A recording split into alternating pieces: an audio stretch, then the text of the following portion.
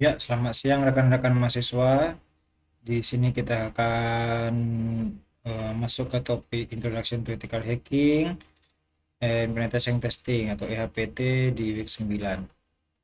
Outline yang kita pelajari adalah pertama Information Security Overview, kemudian kedua Information Security Threat and Attack Vector, kemudian ketiga Hacking Concept, Type and Phase, kemudian keempat Ethical Hacking Concept and Scope, kelima Information Security Control, dan yang terakhir keenam adalah Information Security Laws and Standard. Ini adalah 60 detik yang terjadi pada internet itu. Jadi dalam waktu 60 detik itu ada begitu banyak informasi yang terjadi pada internet. Kemudian kita juga tahu bahwa ada beberapa kasus-kasus data breach kebobolan yang di Indonesia juga cukup banyak yang kebobolan ya, misalnya platform-platform e-commerce, terus platform-platform digital yang dipunyai oleh lembaga kementerian atau pemerintahan dan lain-lain. Kemudian perkembangan data breach itu terus terjadi ya dari tahun ke tahun, dan dalam segi angka juga cukup fantastis. Kemudian kita masuk ke bagian secure SDLC. Di sini adalah tahapan-tahapan yang dilakukan untuk melakukan secure SDLC. Untuk terminologinya itu ada beberapa yang harus kita pelajari dalam hal ini. Ada seperti zero day attack, daisy chaining, doxing, block, dan lain-lain. Untuk elemen dari information security, ya elemen untuk information security itu ada beberapa. Yang paling umum kita kenal itu adalah CII, yaitu C untuk confidential, I integrity, dan E interview. Jadi confidential itu bersifat elemen kerahasiaan, integrity itu merupakan elemen terhadap keaslian data, dan availability itu merupakan elemen untuk ketersediaan. Jadi rahasia, asli, dan tersedia itu adalah elemen paling penting untuk information security.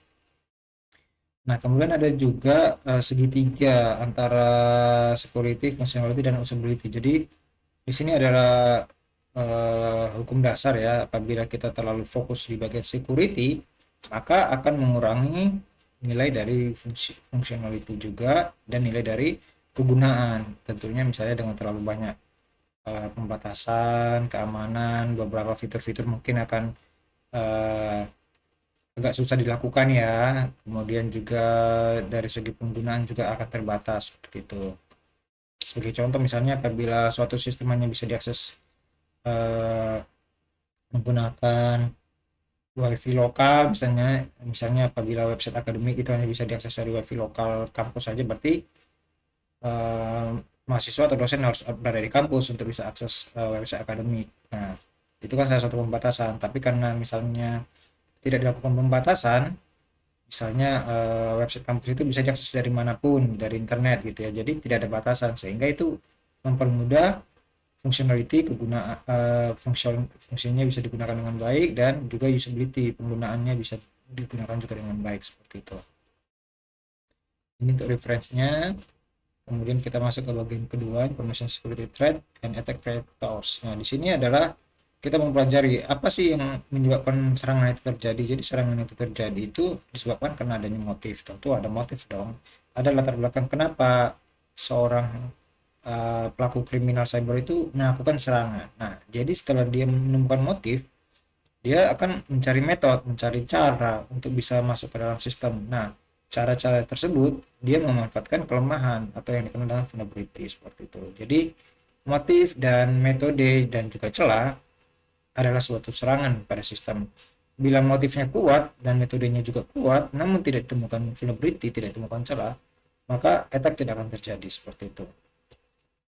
Nah, apa-apa saja motif yang terjadi? Ada cukup banyak. Pertama, ya bisa karena kompetitor bisnis ya, lawan bisnis, bisa juga karena memanipulasi data, bisa karena merusak reputasi dan lain-lain seperti itu. Cukup banyak, atau bahkan juga dendam pribadi seperti itu.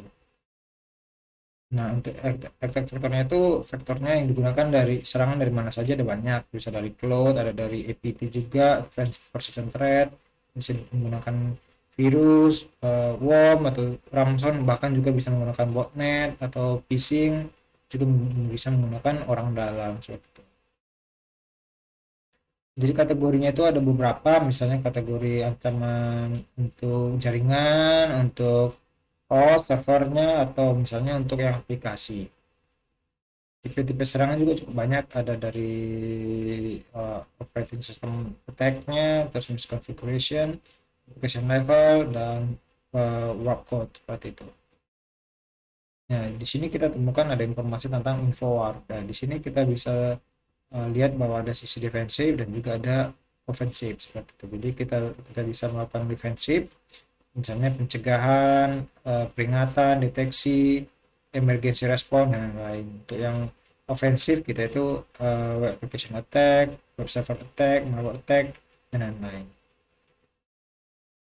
Nah, untuk yang bagian yang ketiga, hacking konsep, tipe dan fase. Nah, di sini kita harus tahu apa itu hacking. Jadi kegiatan hacking itu kan menggunakan exploit untuk memanfaatkan celah keamanan seperti itu. Jadi ada hacking, ada hacker. Jadi apa itu hacker? Ya, hacker adalah orang-orang yang melakukannya seperti itu. Ada tahapan-tahapan dari hacker. Misalnya ada black hat, white hat, gray hat, dan lain-lain. Kemudian ada juga tahapan-tahapan hacking, ya recognition, scanning, gaining access, maintain access, dan terakhir clearing tracks. Nah, recognition adalah proses pencarian atau pengenalan target. Jadi kita bisa lakukan aktif ataupun pasif. Nah, metodenya juga cukup banyak, bisa dari WHOIS, email, DNS, dan lain-lain. Scanning, kita akan melakukan pemetaan lebih lanjut, perkumpulan informasi lebih lanjut tentang target yang lebih spesifik. Misalnya kita tahu ini ada suatu kampus A, di kampus A itu ada misalnya beberapa server, misalnya server akademik, ada server keuangan. Nah, kita ingin tahu lebih detail apa sih yang ada pada server akademik, apa sih yang ada pada server keuangan seperti itu. Kita bisa lakukan scanning discovery dan kemudian kita coba ambil akses, yaitu mendapatkan akses. Dan dengan password brute force ya, kemudian atau DDoS, SQL injection, dan lain-lain. Nah, setelah kita mendapatkan akses, kita berusaha mempertahankan agar kita tetap memiliki akses itu selama-lamanya gitu kan. Jadi kita harus melakukan maintain akses, misalnya dengan membuat backdoor netcard atau rootkit seperti itu. Nah, untuk memastikan bahwa kegiatan-kegiatan hacking tadi tidak mudah dilacak, kita harus menghapus jejak. Jadi kita bisa hapus log-lognya uh, untuk menghindari adanya proses identifikasi atau forensik. Untuk konsepnya sendiri, ethical hacking konsep dan scope. Jadi ada tahapannya. Kita tadi sudah belajar hacking itu apa. Kita belajar apa itu hacker. Nah, sekarang kita belajar apa itu ethical hacking. Jadi ethical hacking itu adalah menggunakan hacking tapi dengan permission. Jadi kita memang sudah disetujui, sudah di-approve, atau mungkin kita sudah punya kerjasama atau kontrak seperti itu kurang lebih. Nah, kenapa ethical hacking itu perlu? Karena ini untuk memastikan bahwa kita ini sebagai hacker yang profesional ada di sisi customer, ada di sisi orang yang membutuhkan bantuan dari kita. Kita membantu mereka untuk melindungi server mereka dari serangan-serangan hacker yang jahat seperti itu. Nah, ethical hacker itu harus bisa menjawab pertanyaan-pertanyaan seperti ini. Seperti misalnya, apakah yang dapat dilakukan intruder dengan mengumpulkan informasi dari target. Nah, kita harus bisa memastikan bahwa uh, dengan menggunakan metodologi yang kita lakukan itu kita bisa mengamankan server yang dimiliki oleh customer seperti itu. Kemudian skill-skill yang dimiliki oleh seorang ethical hacker itu tentunya tidak sedikit. Ada technical skill, ada juga non technical skill. Kemudian untuk information security control, ada information assurance, kemudian dia ada information security management framework, dan juga ada threat modeling. Jadi yang pertama itu kita objective identification, kedua application overview, ketiga the comms application, keempat identity threat, kemudian yang kelima adalah identify vulnerability seperti itu. Jadi ini adalah tahapan untuk melakukan pemodelan pada ancaman. Kemudian ada juga enterprise information security architecture, networking security zoning, kemudian ada information security policy, dan tipe-tipe dari security policy itu ada misalnya promiscuous policy, permissive policy, prudent policy, paranoid policy, dan lain-lain. Nah, jadi ini tipe-tipe ketentuan atau regulasi keamanan ya yang bisa diimplementasikan. Misalnya yang paling tinggi adalah paranoid policy. Jadi semua itu didinai. Jadi sangat-sangat membatasi sekali adanya aktivitas, sehingga mungkin dari sisi keamanan sangat baik, tapi tadi seperti kita bahas di segitiga keamanan tadi ya, apabila kita terlalu fokus di keamanan maka bisa berpotensi mengganggu atau mengurangi nilai dari functionality dan juga dari usability seperti itu. Nah, ini adalah example of security policy. Nah, stepnya ada beberapa ya. Jadi kita untuk membuat dan mengimplementasikan security policy itu ada pertama ada 1, 2, 3, 4, 5, 6, 7, 8, dan 9 seperti itu. Nah, kemudian kita masuk di bagian yang terakhir yaitu information security laws and standard. Jadi kita kenal bahwa ada beberapa hukum yang mengatur tentang information security. Misalnya di Indonesia sendiri adalah Undang-Undang Nomor 11 Tahun 2008 tentang ITE. Juga ITDAL juga punya ketentuan dan peraturan yang mengatur tentang information security.